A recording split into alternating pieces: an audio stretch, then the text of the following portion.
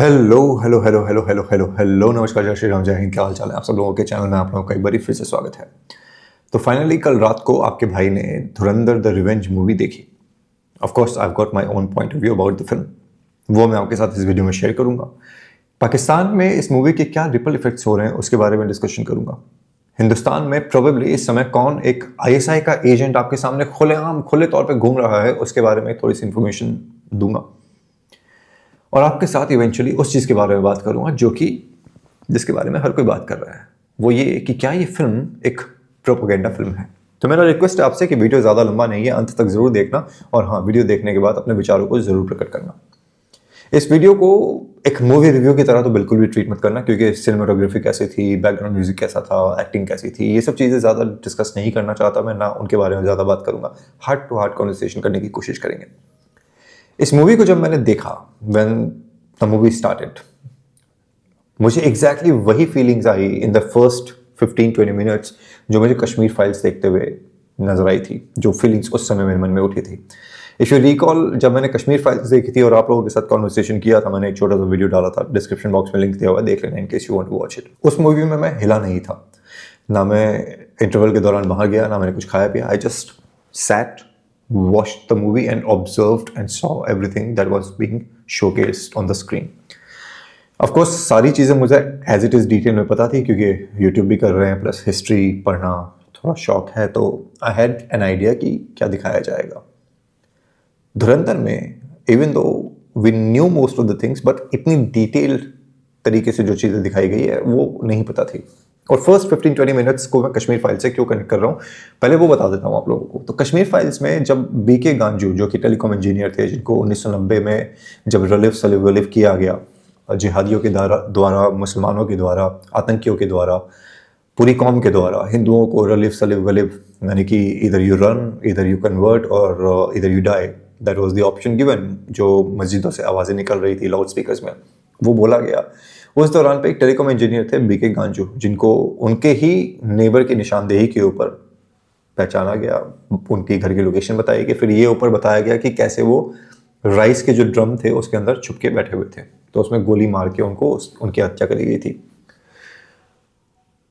उनके रक्त से सने हुए जो चावल थे वो उनकी बीवी को खिलाए गए थे। बलात्कार किया गया था और उनको आरी से उनके जिस्म को लोगों के सामने 2 टुकड़ों में काट दिया गया था। I can never forget that scene.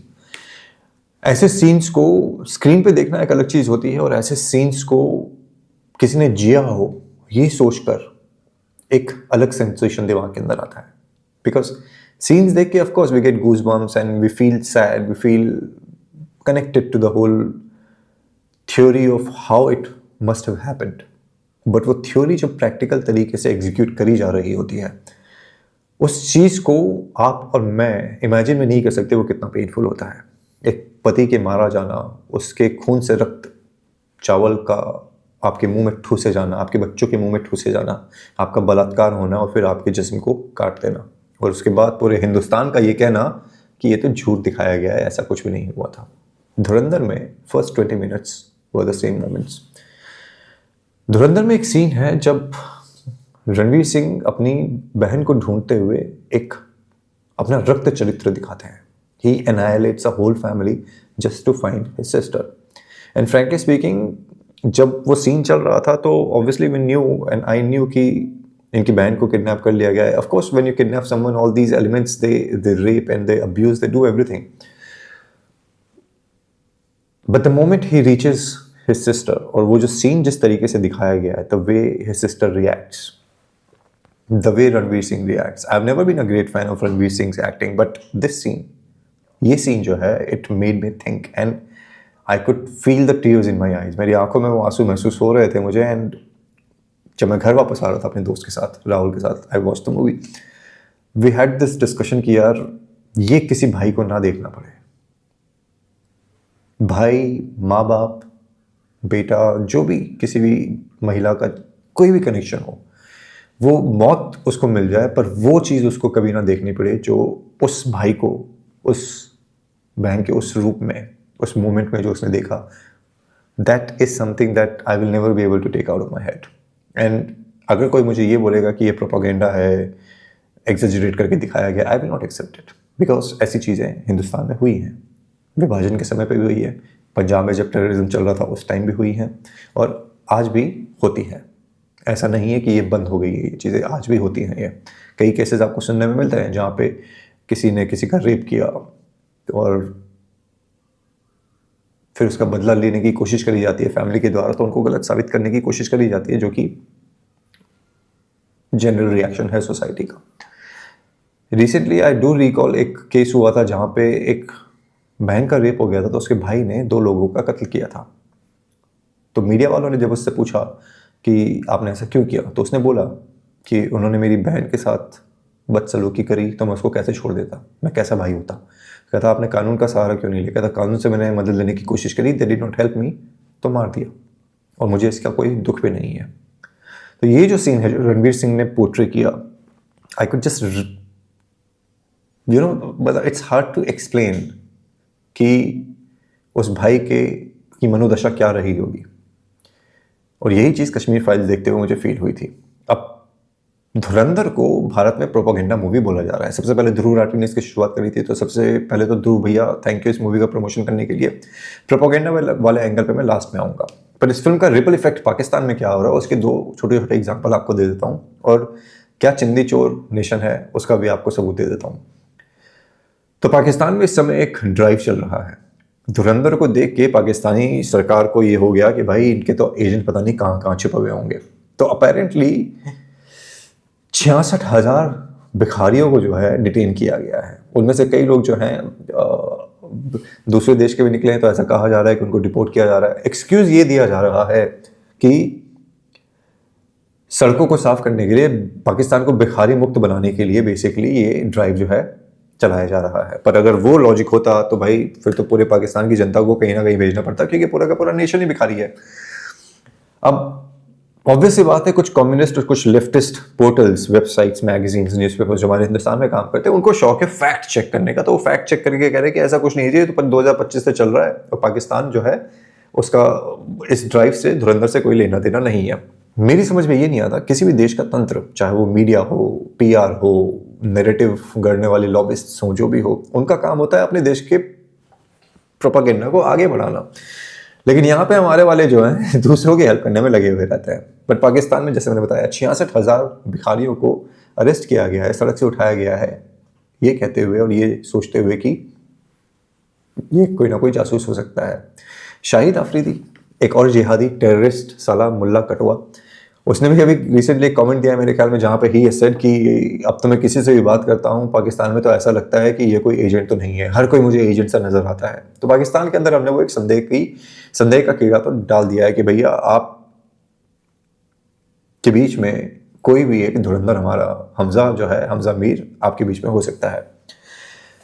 अब इस बात को हर कोई जानता है कि मोसाद, जो कि इजराइल का जासूसी तंत्र है, it is one of the best in the world. But हर कोई एक चीज़ में बेस्ट मानता है आईएसआई को, कि आईएसआई वाले ऐसे हैं जो हर जगह अपना जुगाड़ ढूंढ लेते हैं, हर जगह उनका कुछ ना कुछ सेटिंग होती है, and they probably are the best spying agency in the world. और वो सही हो भी सकता है। उसका रीज़न बता देता हूँ आपको, क्योंकि पाकिस्तान का एक आईएसआई एजेंट इस समय हिंदुस्तान में भी काम कर रहा है, जिसको आपने पहचाना नहीं है अभी तक, जिसका नाम है विशाल डडलानी। अब विशाल डडलानी ने इस मूवी के बाद अपना ओपिनियन दिया कि if you want to see it as an entertainment, it's a fun movie, go watch blah blah blah blah blah ब्ला।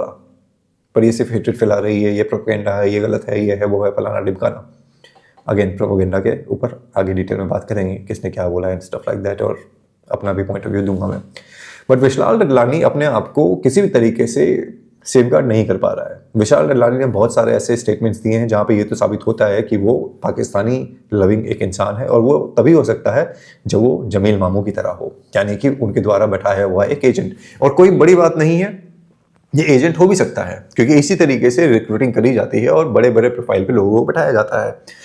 विशाल डडलानी का एक और पोस्ट अभी सामने आया, जहाँ पे सफीना खान नाम की एक अपेरेंटली एक जर्नलिस्ट है, जो कि आईएसआई की एजेंट बताई जाती है। I think if I am not wrong, शायद लंदन बेस्ड है यूएस भी हो सकता है, but I think London based है। लंदन बेस्ड है और इसके साथ अक्सर इसकी मुलाकातें होती रहती है। आपकी स्क्रीन पे इस समय एक फोटो है जहाँ पे सफीना खान भारत के तिरंगे पे खड़े होकर अपेरेंटली रिपोर्टिंग कर रही है। अब रिपोर्टिंग अपनी माँ की हलाला का कर रही है या अपने पिता के खतने का कर रही है, इस बारे में मुझे कोई जानकारी नहीं है। और अगर आपको मेरी लैंग्वेज इससे बुरी लगे तो frankly speaking I can't really help it, because when it comes to Pakistanis mullahs mullies can't really help it. और क्यों मैं कह रहा हूँ कि रिक्रूटमेंट होती है, वो इसलिए भी कि धुरंधर हम कर चुके हैं। धुरंधर रविंदर कौशिक का नाम आपको याद होगा, मैंने उनके ऊपर एक वीडियो बनाया था, डिस्क्रिप्शन बॉक्स में लिंक डाल दूंगा, चेकआउट जरूर करना।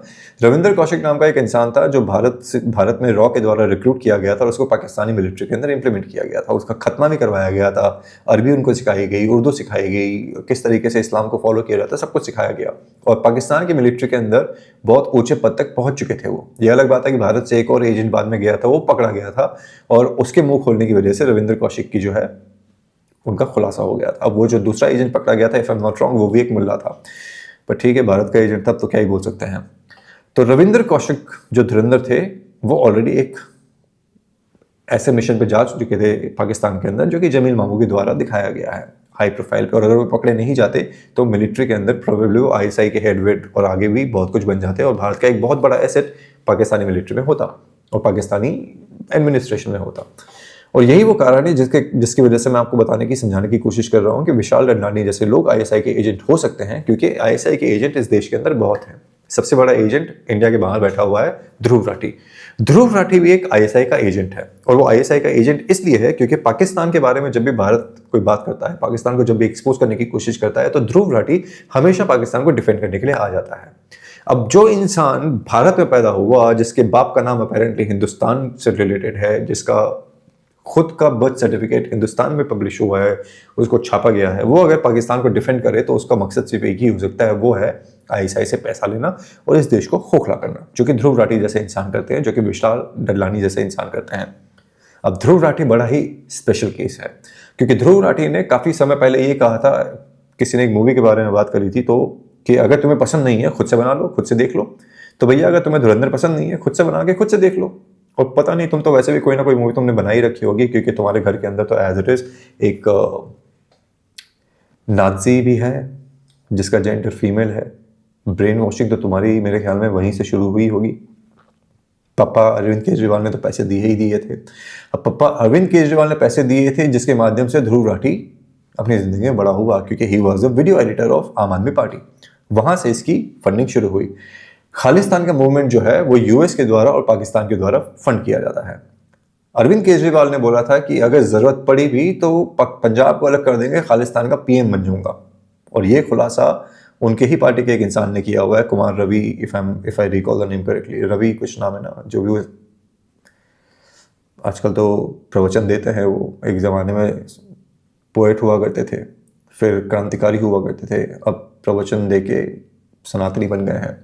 I don't rate these people highly because यहाँ डोले वहाँ डोले, मन डोला तन डोला, जिस्म डोला, पता नहीं डोल डोल के कहाँ कहाँ पहुँच रहे होते हैं। तो ये जो साइकिल जो आपको समझाने की कोशिश कर रहा हूँ, ये जो कनेक्शन आपको बताने की कोशिश कर रहा हूँ, ये साबित कर देता है कि ये सारे के सारे आईएसआई के एजेंट है। खालिस्तान इनका सपना है और पाकिस्तान से पैसा लेके अपने घर को भरना है। अब इस मूवी के अंदर एक बहुत तगड़े इंसान ने एक्टिंग करी जिसका नाम है R Madhavan. R Madhavan is the underrated star of this movie. बहुत कम सीन्स हैं उनके, बहुत कम डायलॉग्स हैं, but the way he has portrayed gives you the inclination, gives you an idea कि अजीत डोभाल किस तरीके के इंसान है। 81 साल की उम्र में वो इंसान जिस तरीके का इस समय हिंदुस्तान में काम कर रहा है, hats off to him and India will forever be in his debt. Ajit Doval को वो रिकग्निशन मेरे ख्याल में कई बार नहीं मिलता है जो वो डिजर्व करते हैं। एंड जब हिस्ट्री लिखी जाएगी भारत की आज से 40-50 साल बाद, उनका नाम सुनहरे अक्षरों में लिखा जाएगा। That is the kind of person that he is. और मेरे मन में विचार आ रहा है कि अजीत डोभाल की जिंदगी के ऊपर एक वीडियो बनाएं, एक डेडिकेटेड वीडियो उनको समर्पित करें और उनकी जिंदगी के बारे में बात करें। एंड इफ यू वांट कि मैं वो वीडियो बनाऊं तो एक बारी चैट रूम में या कमेंट करके जरूर बताना, बिकॉज जब आप बोलते हो कि हाँ भाई बनाओ, तभी हम कंटेंट बनाते हैं। इस मूवी में बलिदान शब्द के बारे में बात करी गई कि बलिदान परमो धर्म, यानी बलिदान से बड़ा कुछ भी नहीं है। और वही मूवी के लास्ट सीन में दिखाया गया। अगर आपने मूवी अभी तक नहीं देखी है तो सॉरी, स्पॉइलर अलर्ट। जहाँ पे ये इंसान पाकिस्तान को उनकी जी में डंडा करने के बाद जब भारत आता है और अपनी, it's human nature, you want to see your mother, you want to see your sister, you want to meet them.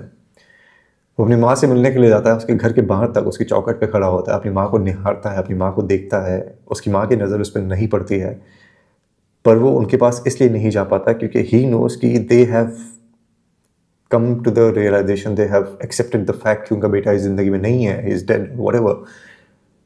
तो he wants to keep it that वे।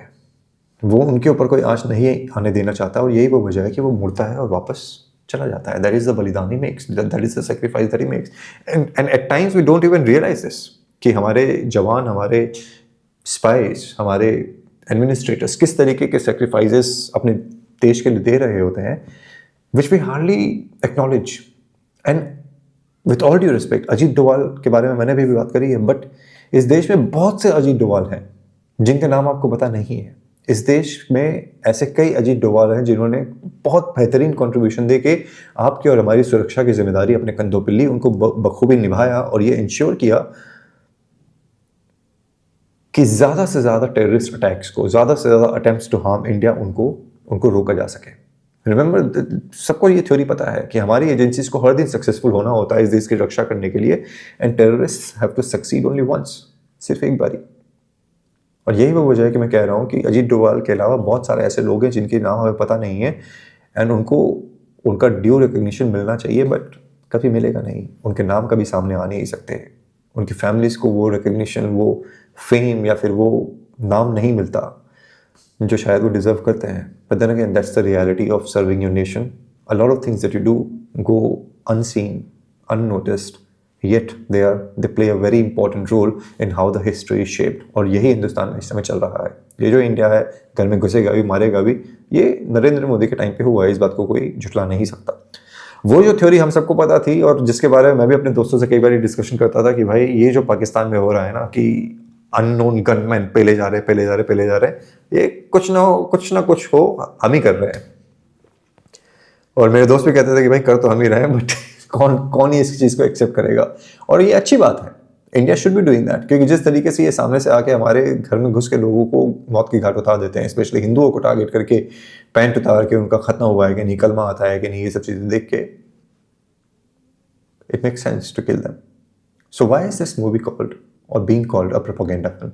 हिंदुस्तान में ऐसा कोई मुसलमान नहीं है, ऐसा कोई कम्युनिस्ट नहीं है, ऐसा कोई लेफ्टिस्ट नहीं है, ऐसा कोई सेक्युलर नहीं है जो इस मूवी को प्रोपेगेंडा मूवी नहीं बोल रहा है। प्रोपेगेंडा कैसे? क्या मुसलमानों को टारगेट करके फिल्म को बनाया गया है? नहीं, it is made specifically targeting Pakistan. अब उसमें अगर कोई मुर्तज़ा निकलता है, कोई सलीम निकलता है, कोई करीम निकलता है, कोई हफीज़ निकलता है, कोई उज़ैर निकलता है, कोई इकबाल निकलता है, तो यहाँ के मुसलमानों को, यहाँ के लेफ्टिस्ट को, यहाँ के कम्युनिस्ट को दिक्कत क्यों हो रही है? फ्रैंकली स्पीकिंग, अगर कभी मुझे सुनने में आता है कि कोई विकास यादव नाम का गैंगस्टर था, उसको गोली मार दी गई, आई नेवर से किसी हिंदू को गोली मार दी। अगर बिश्नोई को कल कोई गोली मार देगा, हालांकि I am pretty sure he is going to live a long time, पर बिश्नोई को कोई गोली मार देगा तो कन्वर्सेशन यही होगा, एटलीस्ट हम जैसे पढ़े लिखे लोगों के बीच में, कि हाँ भाई इलीगल एक्टिविटीज में लिप्त था, गोली मार दी, मर गया। हम ये नहीं बोलेंगे हिंदू को गोली मार दी। पर यहाँ पे क्या होता है, कभी भी आप किसी भी टेररिस्ट को गोली मारो, बुरहान वानी को गोली मारो, उमर खालिद देशद्रोही को जेल के अंदर रखो, शर्जील इमाम देशद्रोही को जेल के अंदर रखो, हाफिज सईद के बारे में बात करो, पाकिस्तान के बारे में बात करो, तो सीधे हो जाता है मुसलमानों के ऊपर अटैक हो रहा है, मुसलमानों के ऊपर अटैक हो रहा है, मुसलमानों के ऊपर अटैक हो रहा है। तरुण वाला केस आप लोगों को याद है, तरुण को मारा गया पर विक्टिम कार्ड क्या खेला गया, मुसलमान है इसलिए टारगेट किया जा रहा है।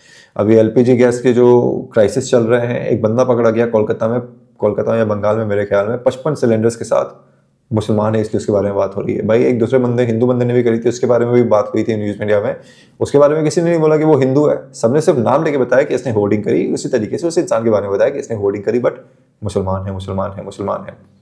मेरा क्वेश्चन इस देश के कम्युनिस्ट, इस देश के लेफ्टिस्ट और इस देश के जो बुद्धिजीवी हैं कि how is exposing Pakistan a propaganda, and even if it's a propaganda, अगर फिक्शनल स्टोरी, मैं कहता हूँ चलो फिक्शनल स्टोरी है सब कुछ, 26/11 नहीं हुआ, 2 मालेगांव बॉम्ब ब्लास्ट नहीं करे गए, ट्रेन जयपुर में ब्लास्ट नहीं किए गए, मुंबई ट्रेन में विस्फोट नहीं किए गए, कहीं पे कुछ नहीं किया गया, सब कुछ मनगढ़ंत स्टोरीज हैं।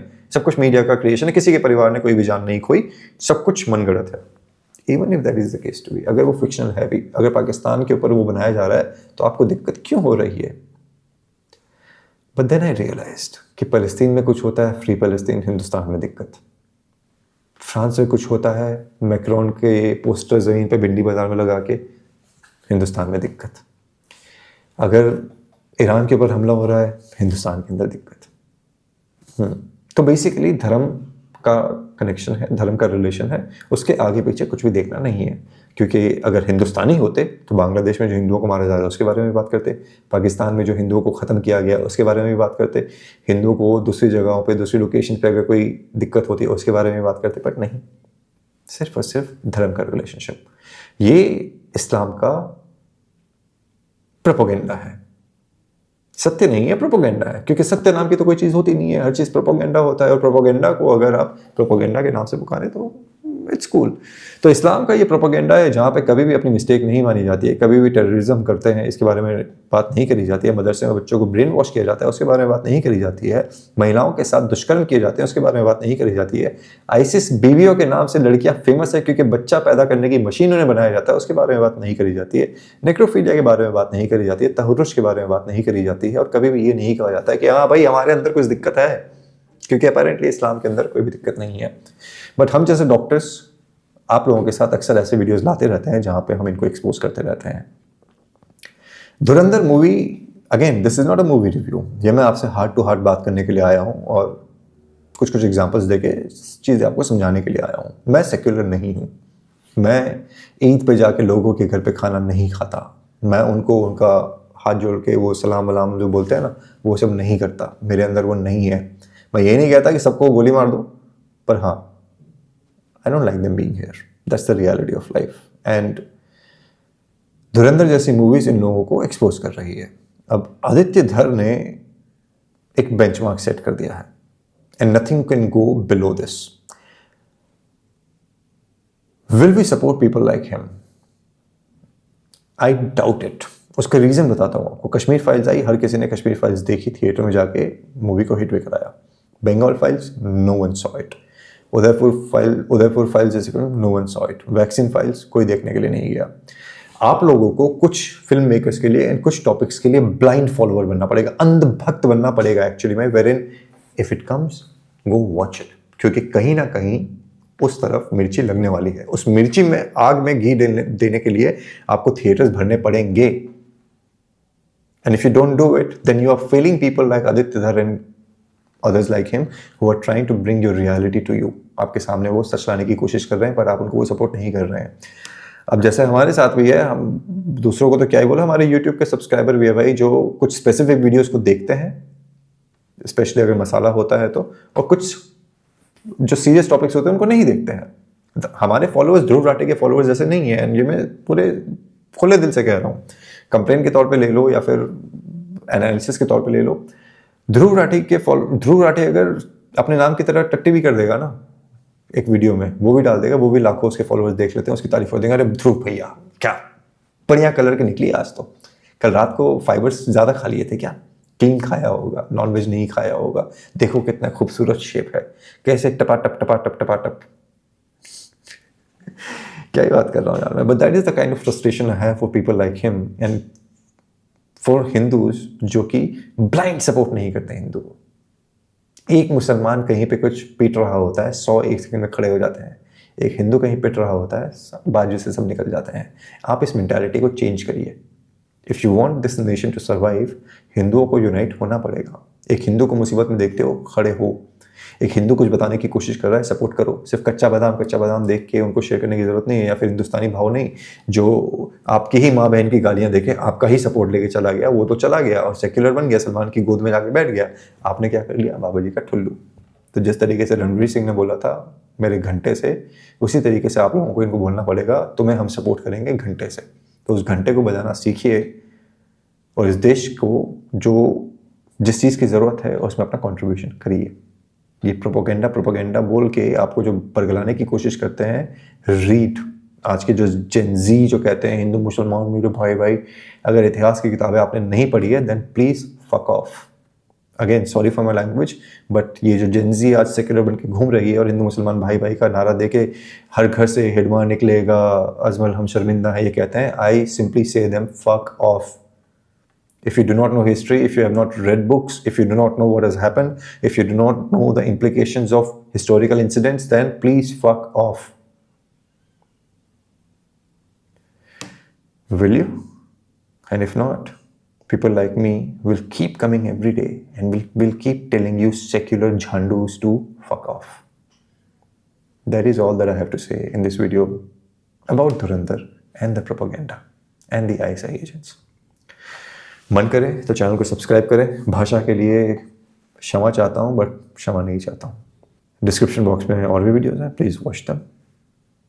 चैनल का मेंबर बनकर सपोर्ट करें, कमेंट करें, और हाँ, धुरंधर 2 ज़रूर देखें. थोड़ी लंबी है बट ज़रूर देखें. Even if you don't like it, watch it. Contribute that money to Aditya Dhar's account so that he can make movies like this. ये आपका आइडिया होना चाहिए. जिस तरीके से ईरान में पैसे दिए जा रहे हैं ना, ईरान के रिहेबिलिटेशन के लिए, you need to do this. 500 रुपये से गरीब नहीं हो जाओगे. Please go ahead and do it. ये मेरा रिक्वेस्ट नहीं, ये मेरा रिक्वेस्ट ही है यार. ऑर्डर तो क्या ही दूंगा मैं. इस वीडियो को यहीं समाप्त करता हूँ. जय श्री राम, हर हर महादेव.